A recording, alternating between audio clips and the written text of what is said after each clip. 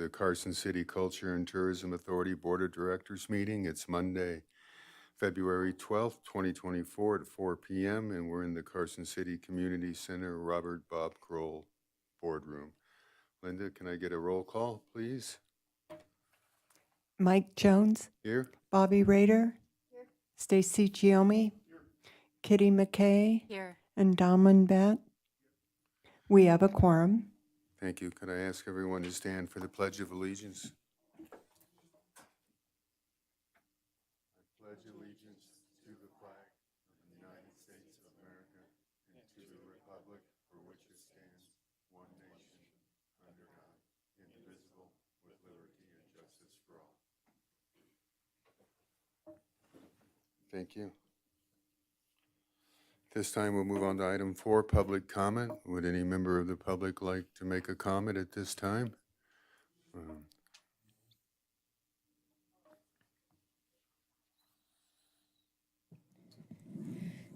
Thank you very much, Chair. Thank you, Commission. Denny French, Carson City, Nevada. I appreciate the opportunity to be here tonight, and I'm going to try to practice my talk out and without my glasses on.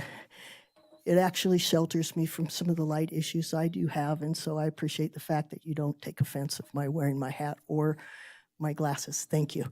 The next thing is I'd like to bring up something that I forgot to carry. The fact is that I think we haven't really been addressing some of the one thing that I feel is been missed is the draw that the wild horses have to this community and how important it is at this point with the cattle and the ranchers and the horse people all sort of being in a contentious whatever. You're missing out on being involved in that. And I think perhaps if there was a way that you could help them get together on a way that would support their needs as individuals for the concerns of the horses and their great, and the concerns for the ranchers for the cattle and their other livestock. And with the thousands of acres that we do have available, I think both can be accommodated with reasonable consideration, whether they're birth control issues are the thing for the horses or whether containment for horses and cattle might be considered. But I do feel that with what I heard at the legislature during the time that they were talking about the horse becoming stout, I'm sorry, I'm a little nervous. Better put the glasses on. I'm sorry. It does affect my ability to superpower. But the deal is my confidence and such in the fact that you all are mediators in a way. You talk to the community, you talk to the mining, you talk to the gaming, you talk to the entertainment. You really reach out to the arts. There's so many different areas that you're reaching out to, and you're helpful by bringing people together to open discussions. And I think it's so important at this point in our community to build that connection between those people that are advocating for horse reduction and those that are hoping for it to propel their concern for the horse's safety and continuance. And the people that are dealing with everyday life, not the big ranchers, not the big cattle people, but our community people that are ranchers and farmers and all of those, and find a way to have them together so that we can appreciate the wonderful value of the tourism that those critters and situations could bring us. And we haven't done that. I don't think we've reached out to both groups and said, hey, we can, well, a friend of mine says, there are no problems, there are solutions. And I don't put it that way. There are problems that sometimes we create, but there are also solutions we can create. So I'm looking towards that. Thank you very much. Thank you for your comments. Anyone else? Public comment? With that, we'll move on to item 5, approval of the minutes of the January 8th, 2024 CTA board meeting. Any member of the board have any corrections or changes they'd like to see to the minutes? If not, if I can get a motion. I'll make a motion to accept the minutes. All in favor? Aye. Opposed? Hearing none, motion passes. With that, we'll move on to the consent agenda. Would any member of the public like any individual item pulled for individual discussion?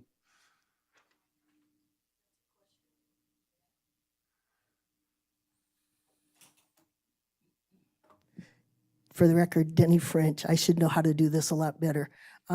My deal in the consent is that there are options on this that I just didn't understand, so I'll ask those later. The next thing is, as I have to leave early, I might have to make a statement now about the consensus. Is that possible? No. No, okay, so I'll wait on that then. Thank you very much. Would any member of the board like any individual item? If I could get a motion? I'll make a motion to accept the consent agenda. I'll second. All in favor? Aye. Opposed? Hearing none, motion passes. With that, we'll move on to item 9, monthly action items, non-action items for presentation and discussion only. David? Thank you, Chair Jones. For the record, David Peterson, Executive Director with Visit Carson City. 9A is my monthly Executive Director's update. I just have one item, and that has to do with the 3D Cultural Corridor.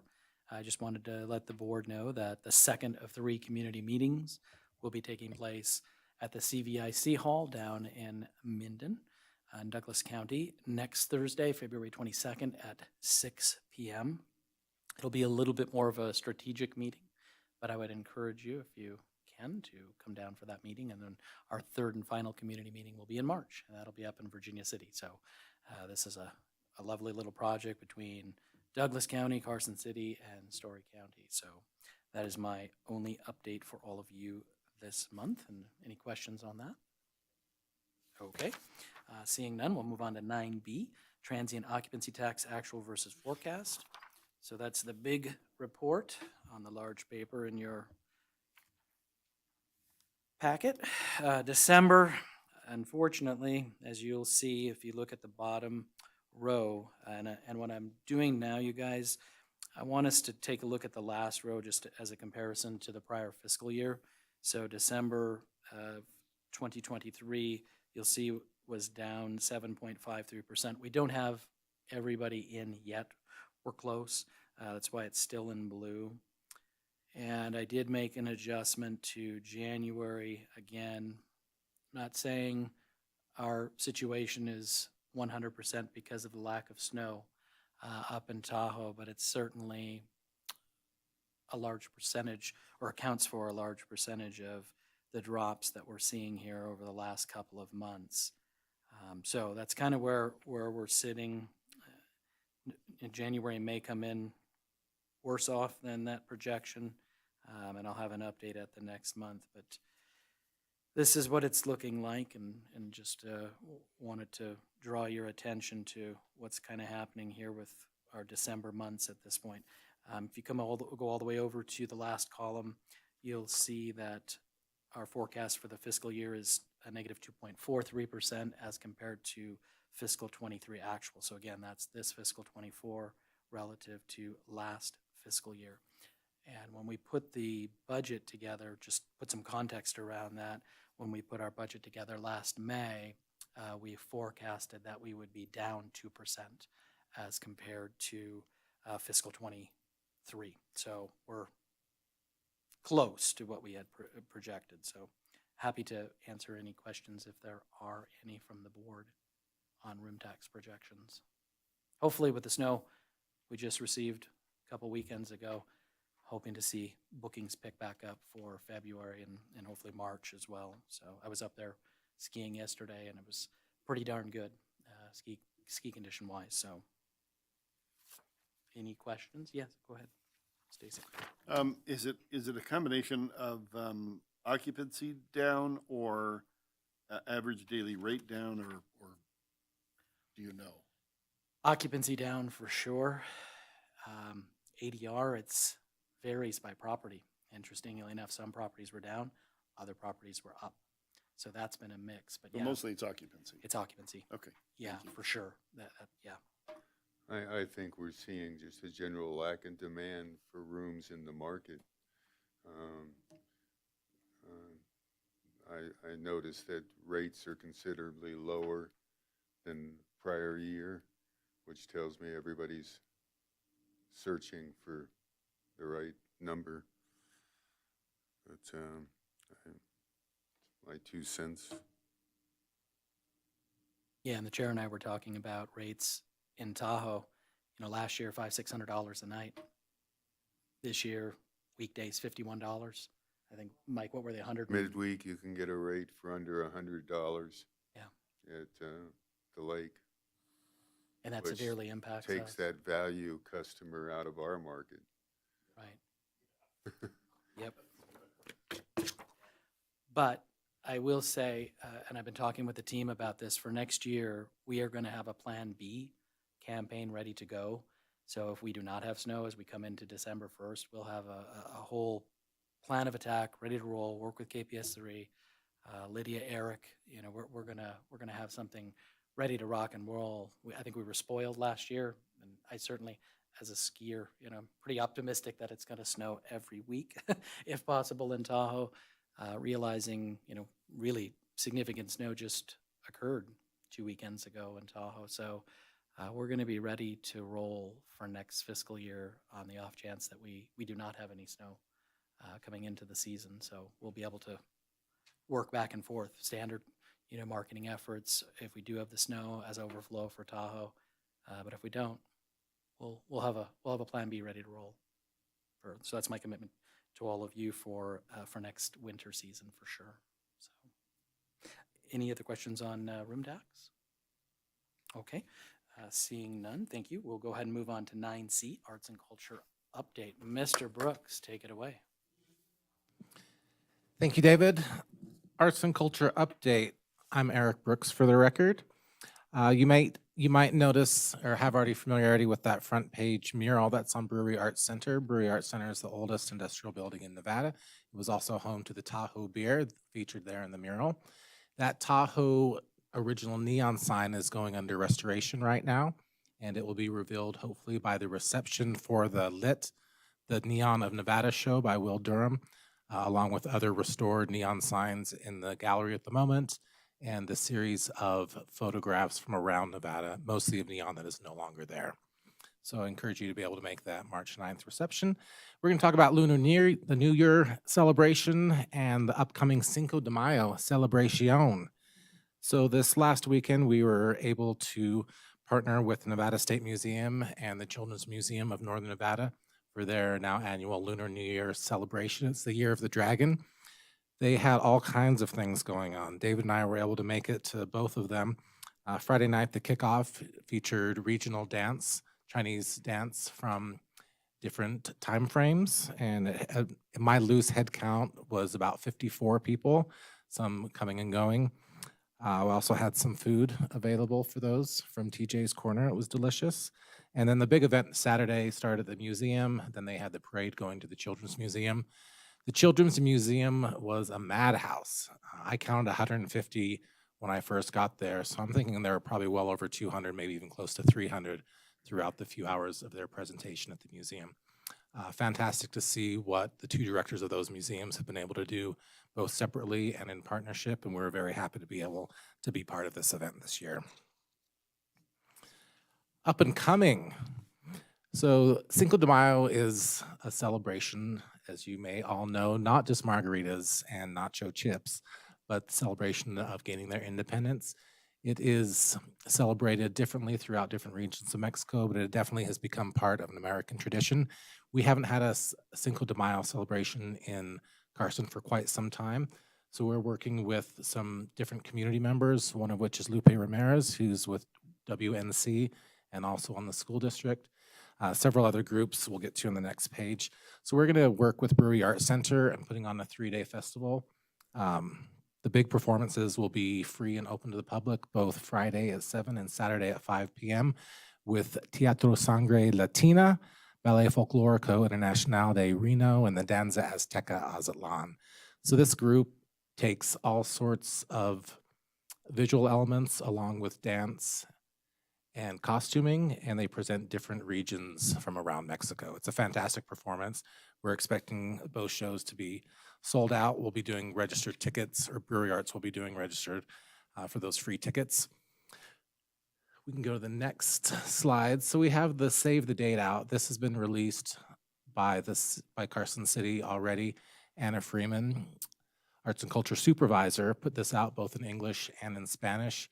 She did this not just for the Cinco de Mayo event, but also to get a listing of possible people that we can work with in the future, dance instructors, people who just love to dance, and also musicians. We'll be able to roll that out into other events that we're going to be spacing out throughout the year. So far, we have the three that we already mentioned, the theater group, the dance group, the music group. We're partnering also with Western Nevada College, and in that partnership, we'll have some other exciting things to announce in the coming months. Brewery Arts Foundation, or Brewery Arts Center Foundation, Carson City Parks and Rec, Washoe County School District, the Family Fun Fridays, you might know that better as the Food Truck Friday event. Billy's going to be kicking that off on Friday with a taco competition. So you're all invited to come eat a bunch of tacos. Also the Carson City Library and the Northern Nevada Artist Association. So we're doing as much as we can to reach out into the community, but also through other nonprofit groups and civic groups so that we can continue to build through collaboration. That is all we have for you right now. Thank you very much, and look forward to even a bigger, brighter presentation in March. Thank you, Eric. Any questions for Eric? I would just add, Lunar New Year was great. I certainly enjoyed it, talking with Josh and Becky at both of the museums. We're already looking at how can we grow this event next year, not just in terms of people, but also add to Saturday and maybe get a Saturday night overnight from folks that are coming in from out of town. So carrying some things into the afternoon and Saturday evening. So I'm excited about that. Start just incrementally grow these events, I think, is going to be our focus for the next year or so with some of these new events. So that's all I want to add on that. So thank you, Eric. All right, with Stu not being here today, you get me to fill in to handle events and sales. So Lydia, will you? Perfect, yeah. All right, so we're going to cover ABA, Arena Wars, Go West, Summit up in Tahoe, and then the Adventure Day that's a part of that particular marketplace. So with that, let's jump right into ABA. Super cool for us. We had a great, I think it was a great show. ABA is coming back to this area in 2026 in Reno. We had 30 appointments, which I think is great for us as a small destination last month. And I know the feedback was Stewart comes up as something that folks are interested in. We're also testing the waters with the prison now that we've been given permission by Board of Supervisor member Maurice White. So we're slowly rolling that out with the tour operators and the motor coach operators as well. That definitely has piqued their interest, I guess, as another opportunity when they come into the Carson City market. So a lot about the history, the culture. Kit Carson Trail comes up as well as something that's of interest, especially for the motor coach operators as well. So good show. Stu will be doing follow-up when he returns back from his leave on the ABA leads. And we'll look forward to next year's show as they then come into Reno in 2026. So it's a quick update on the ABA front. And then Arena Wars. So we met with Parks Rec and Open Space and Matt, who is looking to bring this brand new event here in May. It looks pretty cool. The shows that this gentleman puts on in Oregon and throughout California, very top notch. He's already set up with the Nevada Athletic Association. Hopefully I'm saying that correctly. With his licensing, and we're just working through with all the different city departments and agencies to look at bringing this really cool event here. I said May, but part of me thinks it's going to be in April, so forgive me for not remembering which month it's going to be in, but it'll be at the MAC.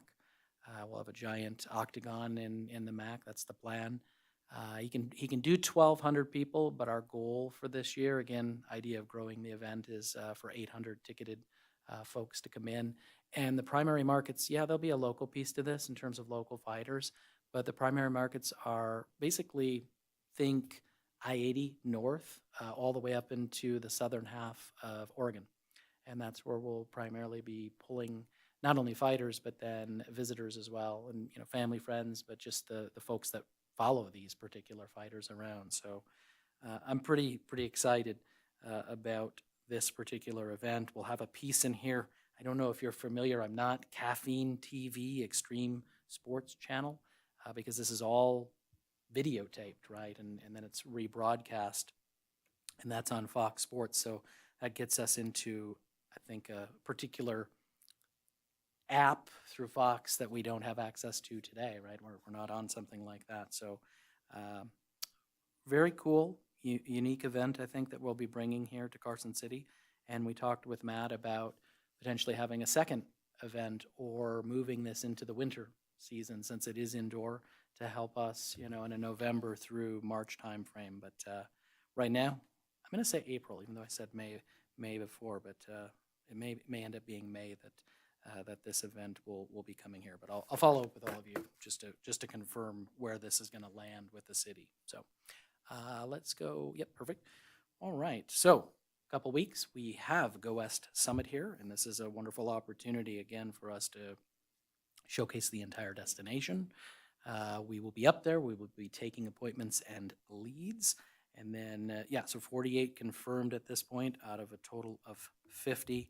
I think they'll go over those 450 attendees, but this is going to be pretty cool. And Go West was just in Reno, I think, a couple years ago. So the fact that they have come back to Northern Nevada is huge for us as a destination. So Lydia, will you advance one more, I think? Yeah. So here's our Adventure Day on the 29th. I'm hoping, we do have a cap at 25. We're hoping to get to that 25. We'll see how things shake out. We'll still be taking changes and also people registering for our tour up and through Monday of the last week of February. So hopefully we'll get to 25, but we may end up sitting around 20, I guess. And we're sharing the tour, as Stu has mentioned, with Carson Valley. I want to thank Bobby. We've got a great opportunity with Stuart out there, and then the Nevada State Museum. So Josh and team are going to lead the tour on that end of things, and then we'll do the Kit Carson Trail. And Mary Bennett's going to be our step-on guide.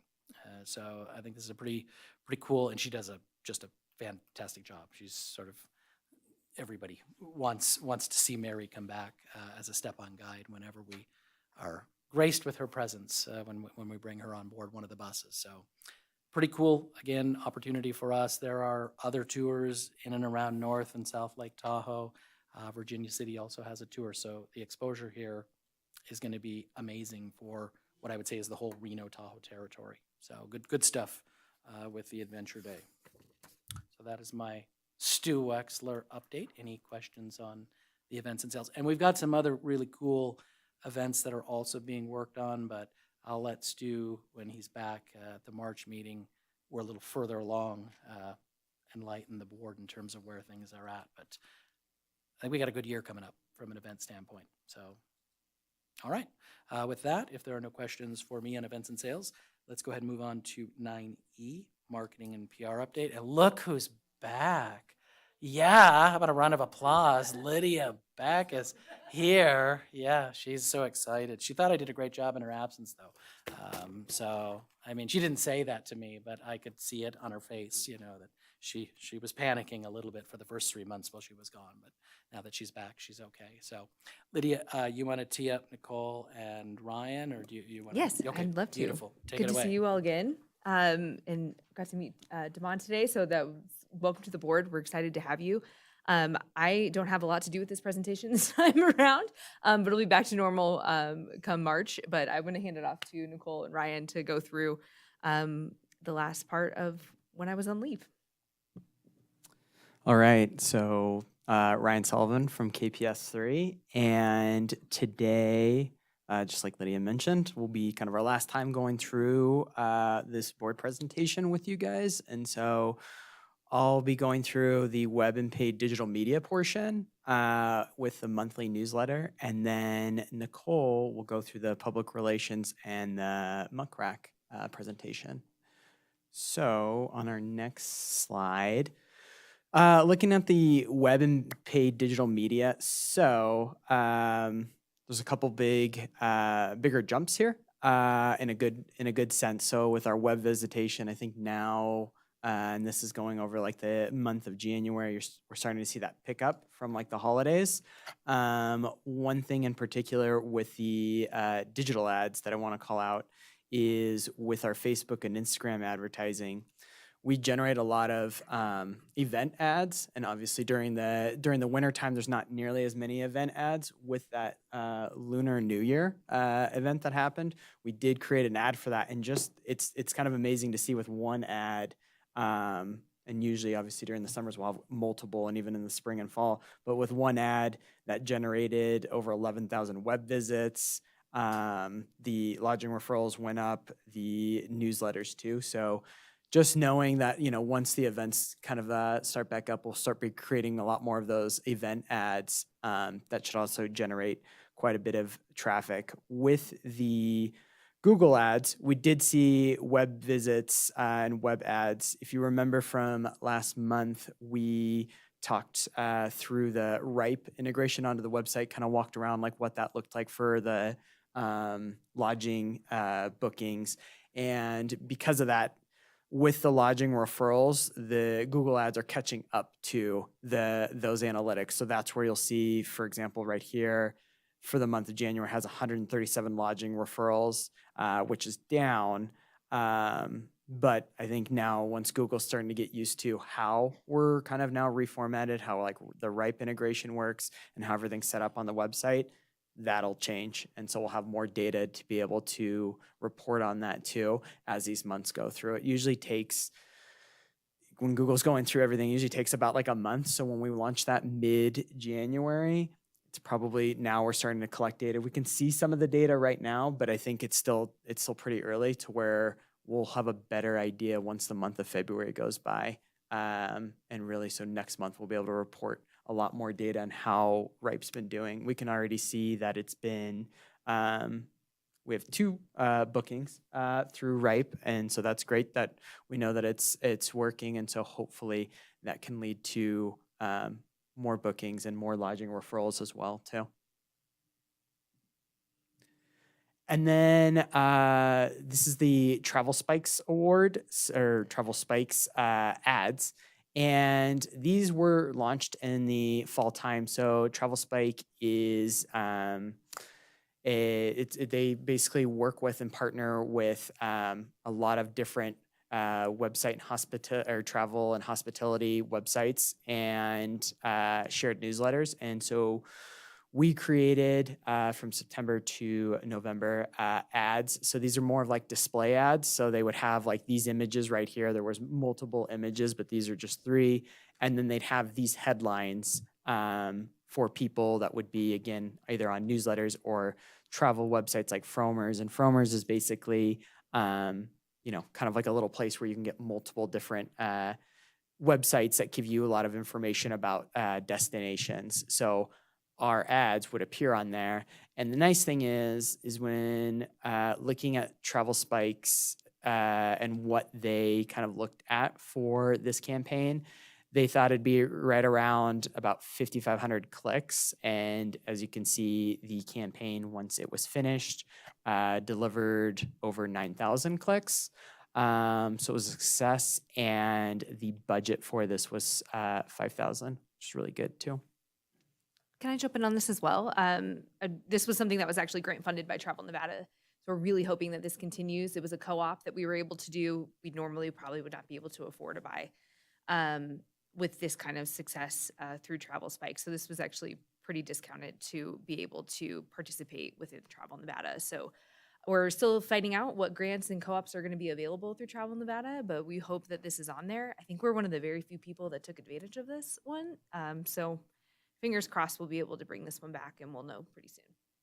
But overall, very happy with this. It gets in front of people at the time of booking, which was really important. So that one was something we had never tried before, and we're really glad we did.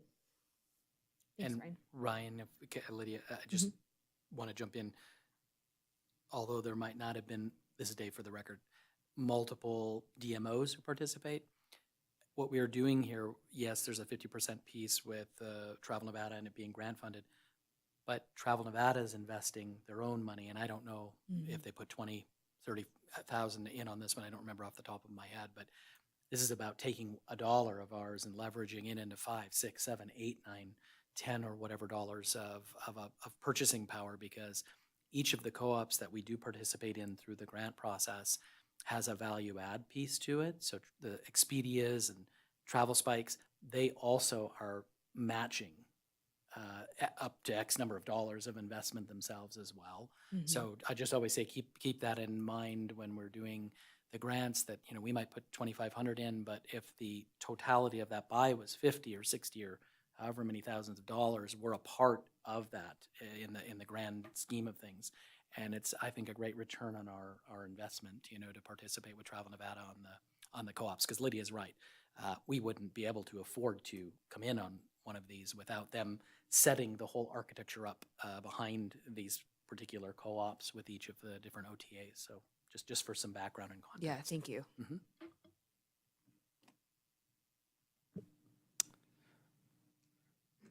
All right. And then for the newsletter, I can quickly go through this. So with this newsletter, we started at the end of the year and then into the new year. And really the idea around this is make it short and simple. So just kind of welcome people to start off the new year. And then we also focus this one on food and drinks, which you can see from the bottom of the top links clicked. It was pretty popular. And so that would take users to the Visit Carson City page that had all the restaurants, so they could look at the different restaurants. And then this newsletter in particular, from the data here, performed pretty well too. A lot of open rates, and then we had over at least 400 through the clicks off the different links of this too as well. Any questions? I have a question on the web and the paid digital media. It's kind of similar to my last question last time. I'm just curious what the breakdown was on the Facebook and Instagram ads, like the total spend versus like the Google ads, and what type of ads were being put out. Yeah, so we have, and going back to this piece, so I think in our monthly, we kind of break this down in our monthly report. We'll have like the total spend in there and really break that down. I don't want to totally say what it is right now, because I don't know off the top of the total amount off the top of my head. But I'll make sure that that's in the monthly reports and when we go through that. But basically, we do have it every year when we put together the marketing plan. We'll make sure that those media plans have those amounts, and then we work closely with Lydia and Dave, just so that way we can align on those as well too. That'd be great. Cool. Thank you.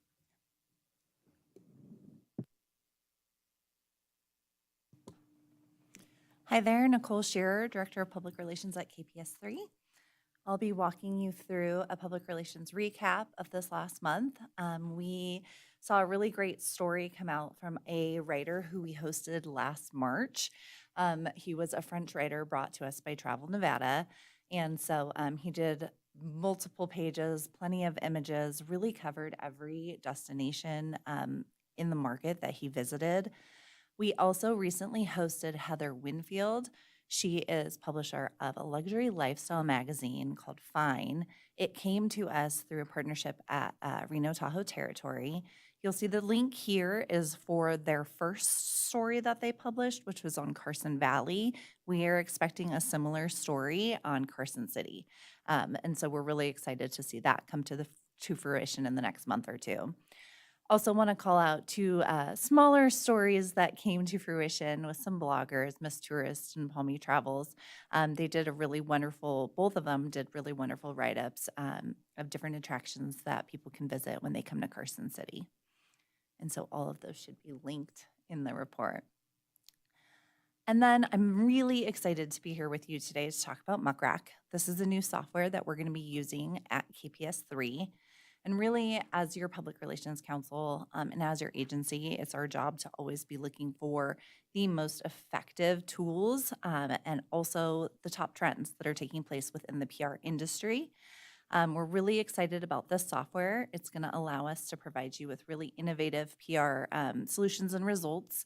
Not that we weren't offering them before, but this just takes it one more step further. Also, we have done a lot of research as to the different type of tools that are available in the industry, and Muckrack continues to shine and come out on top. It fills a lot of gaps that we're currently missing in the software that we were using at the agency, and so it is an agency-wide shift.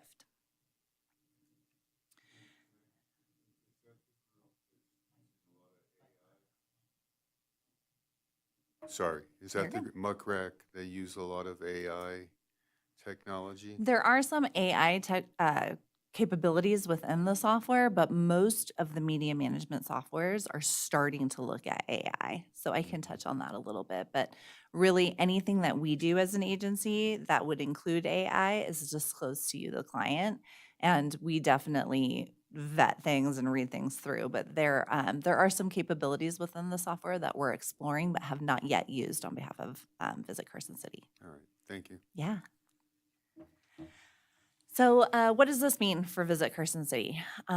Really, what it comes down to is a lot of things will stay the same. So we're going to be able to continue to report on coverage through categorizing media by tier, through really looking at the kind of placements that we're driving, whether they be feature stories or mentions in major stories. We'll be continuing to look and book FAMs to the destination. But one thing is changing. If you want to go to the next slide. And that's something we've talked about, and it's a metric that was in our plan for the year, and that's publicity value.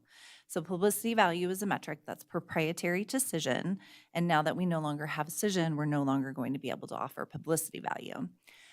Really, we believe as an agency that that's okay, and we're doing you a service by changing, because of the fact that publicity value can vary greatly. And we've seen that in stories happening throughout the past several years of working together.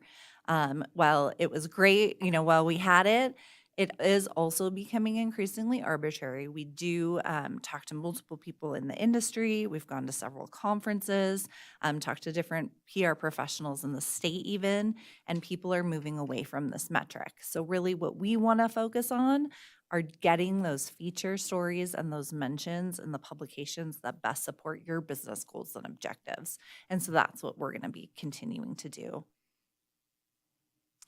And so just an example, and we went on the low end of this, but we could easily also show the high end. Some of the recent placements that we earned, here's what Cision was saying valued these stories at. So Diablo Online and Diablo Magazine is a high-end publication in the Bay Area. It was giving us a publicity value of $1.76. Some of these other ones were at $0. We've seen in the past that stories like Forbes would maybe net a $3 million publicity value, and that would completely skew our metrics the other way. So really, our focus going forward is going to be on, again, getting those quality placements, both features and mentions in the publications that we've outlined in the PR marketing and communications plan. But I do want to touch on some of these benefits, and these are benefits that come with us using the software. So really, we found that Muckrack has the most accurate journalist database of any of the softwares. In fact, journalists are using the softwares themselves. We keep a record with and communicate as a team with any of the journalists that we're talking to in the platform. So we know when somebody on the team has been reaching out to another journalist. It's like a PR CRM. It also provides access to additional research on media contacts. I don't just see a journalist listed in, as a writer for the LA Times, but I'm actually able to see all of their most recent stories within the software. I'm able to see their Twitter feed, who at the agency may have communicated with them in the past. It offers real-time integration to software that we use called Slack. So anytime a story about Visit Carson City is published, we get that immediately in a Slack channel, and I'm able to see it within minutes now versus within hours. It has really robust tracking, It offers competitive analysis, which was something we weren't able to access previously, and it provides lookalike audiences for media lists. So Mike, to answer your AI question, this is one of the things that Muckrack does, where it will look at a media list that we build within the software, and it'll suggest 10, 20 additional journalists that may be good for us to reach out to, and that's done through AA. We've spent a lot of time up front onboarding, so we are ready to go. We've been using Muckrack exclusively since the start of February, and I do want to stress the software is a benefit to Visit Carson City. It's not something KPS3 charges. We don't charge for software as service. It's something that we encourage as an agency. It is a more expensive software. And in talking with colleagues across the state, we recently learned that Travel Nevada has also recently moved to Muckrack, and they are also doing away with publicity value in their reporting, and reporting actually very similar to the way in which we're going to be reporting through a scorecard. Any questions on that? Awesome. No, Did you want to say? I do. thank I you? just want to say thank you guys for coming down and for everyone that had filled in and helped support while I was on maternity leave. I'm very grateful to be able to have had that time off, and you guys have done a wonderful job and just been wonderful partners. So thank you to everyone on my team as well. I appreciate it. I'm glad to be back. Glad you are back. Yeah, yeah. Thanks, Nicole, and thank you, Ryan. And I'm excited for the new software. You know, again, I pride us on being data informed, research driven, right? So the fact that this is the way the industry is moving, I'd rather be out in front of it and not behind it, you know, a year and a half later to find out tracking has completely changed. So thank you for including us and for being here to walk us through the transition between the two platforms. All right, if there are no questions for any of the team, we will move on to 9F, future agenda items. Does anybody on the board wish to have anything come up at next month's meeting? Okay, seeing no takers, let's move on to 9G. That is our next meeting, upcoming meeting, March 11th, right here in this room at 4 p.m. And with that, I will turn it back over to you, Chair Jones. So thank you. Thank you, David. We'll on to item 10, board comments and announcements and requests for information. Anything from the board? Then we'll move on to item 11. We'll ask for public comment. One more time, the public's invited to comment. Seeing none, we'll move on to item 12. If I can get a motion to adjourn. I'll make a motion to adjourn. Second, we're adjourned.